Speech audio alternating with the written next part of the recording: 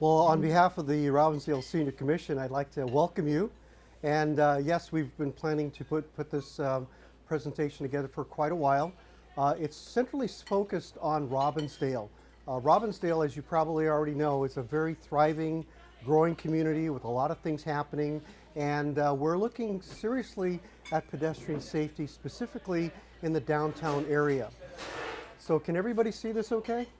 Okay. So, does driving equal mobility? So, older adults in Robbinsdale who can't drive find other ways to get around. And they do that by using walking, biking, motorized wheelchairs. And as you already know, we've had a lot of road construction. We've improved and increased the number of bike lanes that we have in the area. However, it does cause some concern as far as the pedestrian safety. And then if you look at a census number here, we're looking at about a 52.2% increase in the 2020 census of citizens over 50 to 64 years old that will be coming into the Robbinsdale area. So our population is two things. We are aging and we are becoming less mobile, or we have new people moving into housing that is now being vacated by those going to senior type housing.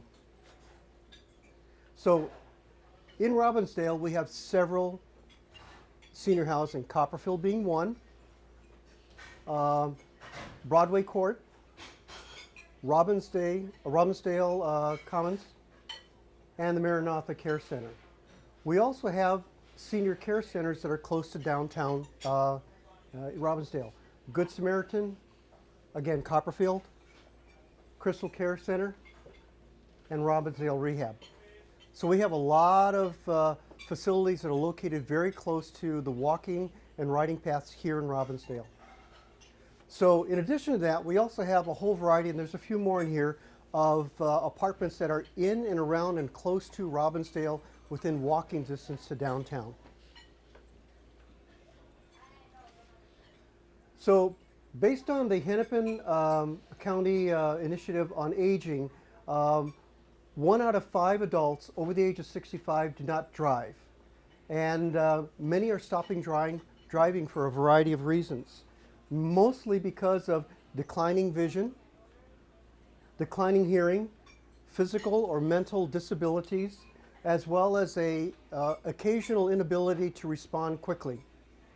So people are giving up their cars. Not everybody, but they are giving up their cars. So older adults with disabled persons tend to be more cautious as pedestrians. So older adults in Robbinsdale seem to be looking for protected crossing areas so they could cross, especially along Botany up here. Statistically, 65 to 75% of all pedestrian fatalities occur at non-intersection areas. So here's a sad story, but this is a true story. There are many that are going on here. This happened quite a while ago, and here's something that's really interesting. The victim was wearing a dark coat, and the driver was believed to be driving at near the posted speed limit and never saw the victim in the darkness, the police said. The driver continued for another 110 feet with no skid marks when she and her 20-year-old passenger, her sister, whoop, let me push this back here. Sorry about that. I pushed the wrong button. Here we go. Well, you get a preview of what this is going to be like. But down here, they said, we thought, we're not sure whether we hit somebody or hit something, because this was after dark. You had a lady that was crossing the street at a non-marked intersection. Her house was across the street. It was dark. She was wearing dark clothes and was not seen, and it was a fatality. So the question is, do drivers really see you? You know, whether we're disabled, a wheelchair, a biker, a walker, a runner, healthy, whatever, the question still remains, does a driver see you when you're at an intersection? And they don't. They don't. So in 2013, this is nationwide, There were 3,154 people killed with an estimated 424,000 injured in crashes involving a distracted driver. Now again, this is a national statistic. Robbinsdale is a very small, tight community, but we are concerned about not having that happen here. So not all drivers, especially distracted drivers, can see you or know that you are at an intersection or about to walk into an intersection. Again, whether you're in a wheelchair, you have a walker, or you're healthy.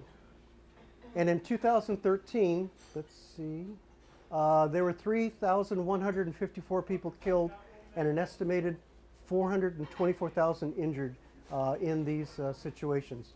10% of all the drivers that were involved in fatal crashes were distracted. So here's something I want to point out to you. This is just right down the street down here, okay? So I'll see if I can make this work. You notice here this lady, she is stopping in the middle of the street and putting out her hand. Why? You can't see it here, but this truck is starting to turn into her. And I've been down this intersection. I know everybody here has been down this intersection. We've seen this repeated over and over again. Can you imagine if this was dusk or at night and they couldn't see her? Or maybe it's somebody with a cell phone, looking at their cell phone, or possibly running across, okay? And these are marked intersections. This is what you have to do. You have to stay alert. This lady's alert. She sees the car. She's putting out her hand to stop them. So do drivers respect the pedestrian rules? Well, they have a license. They have to. But do they? I question that. Because they're busy, they're in a hurry, possibly distracted, or they don't see you. So you can't really assume that the driver sees you. According to the National Center for Statistics and Analysis, 32% of all pedestrian fatalities occur at dusk or between 8 p.m. and 11:59 p.m. That's the time of the day when they can't see you. So if you look down Lake Boulevard going this direction down here, you drive down there, there's a bike path clearly marked at dusk. There are bikers that are all in black, no reflectors, no light, and they wonder why the cars are almost missing them. Now I've seen, and you have seen, the same situation where somebody has a flasher on their helmet because they're wearing a helmet, they have a flasher on their bike, and they're wearing a bright yellow reflective coat. You can see them very clearly. But even then, there's traffic and there's bicyclists that are commingled.